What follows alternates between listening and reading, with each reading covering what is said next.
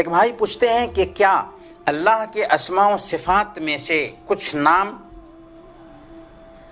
بندوں کے بھی رکھے جا سکتے ہیں، انسانوں کے بھی رکھے جا سکتے ہیں؟ کیونکہ بہت سارے لوگ حکیم نام رکھتے ہیں۔ جی ہاں، اس حوالے سے تفصیل کیا ہے، 2 نقطے میں اس کو سمجھ لیجئے۔ اللہ کے نام سے یا اللہ کے اسماء و صفات سے غیر اللہ کو موسوم کرنے کی 2 حالت ہو سکتی ہے۔ پہلی قسم یہ ہے یا پہلی حالت یہ ہے کہ اللہ کے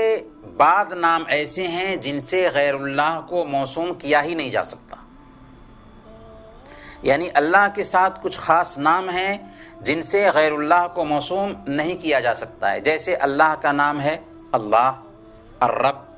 الاحد، الصمد، الرازق۔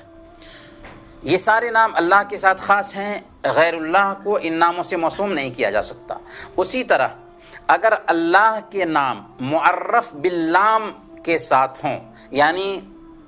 اللہ کے نام میں الف لام لگے ہوئے ہوں، تو ان سے بھی کسی انسان کو موسوم نہیں کیا جا سکتا۔ اسی طرح اللہ کے نام میں سے کسی نام سے موصوف کر کے اللہ کی صفت مراد لی جائے یا اس نام کی صفت مراد لی جائے تب بھی یہ جائز نہیں ہوگا۔ جیسے اگر کوئی آدمی ابو الحکم نام رکھتا ہے اور اس کی صفت مراد لیتا ہے تو ایسا نام رکھنا صحیح نہیں ہوگا۔ اللہ کے رسول صلی اللہ علیہ وسلم نے ابو الحکم نام کو بدل دیا تھا، کیونکہ اس کے ساتھی اس کے پاس فیصلہ کرانے کے لیے آتے ہیں، اس لیے اللہ کے نبی صلی اللہ علیہ وسلم نے جب دیکھا کہ یہ فیصلہ کرنے والا ہے اور اس کا نام ابو الحکم ہے، تو اللہ کے نبی صلی اللہ علیہ وسلم نے ان کے نام کو ان کے بڑے بیٹے کے نام پر بدل دیا اور ان کی کنیت ابو شریح رکھ دی، کیونکہ اس میں مقصود صفت تھی، اس لیے آپ نے ان کے نام کو بدل دیا۔ تو یہ پہلی قسم ہے کہ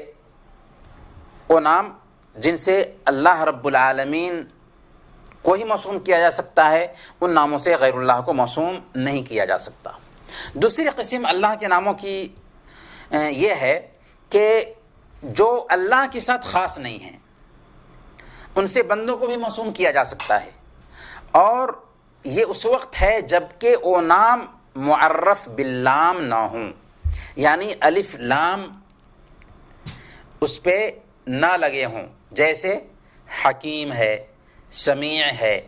بصیر ہے، علی ہے، رشید ہے۔ الحکیم نہیں رکھ سکتے، الرحیم نہیں رکھ سکتے، السمیع نہیں رکھ سکتے، البصیر نہیں رکھ سکتے، العلی نہیں رکھ سکتے، الرشید نہیں رکھ سکتے، کیونکہ یہ اللہ کے نام ہے، معرف باللام ہے۔ لیکن بغیر الف لام کے حکیم نام رکھ سکتے ہیں، رحیم نام رکھ سکتے ہیں، سمیع نام رکھ سکتے ہیں۔ ایک صحابی کا نام حکیم بن حزام تھا، لیکن کچھ نام ایسے ہیں کہ ان سے غیر اللہ کو موسوم نہیں کرنا چاہیے، اگرچہ معرف باللام نہ ہوں اور ان سے مقصود ان کی صفت بھی نہ ہو، جیسے جبار ہے،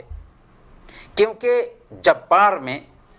انانیت اور جبروتیت کا معنی پایا جاتا ہے جو اللہ